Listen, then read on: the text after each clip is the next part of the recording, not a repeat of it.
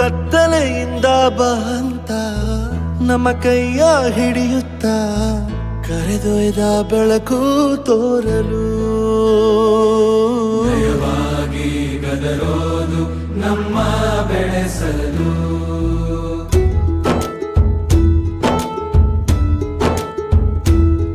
ಭಾಷೆ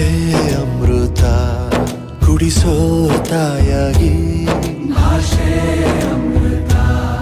ಕುಡಿಸೋ ತಾಯಾಗಿ ಭವಿಷ್ಯ ಬರೆವಂತ ತಂದೇನೋ ಆಗಿ ಬರೆವಂತ ತಂದೇನೂ ಆಗಿ ಚಂದದ ಜೀವನನ ನೀಡಿರೋ ಗುರುಗಳು ನಮ್ಮ ಗುರುಗಳು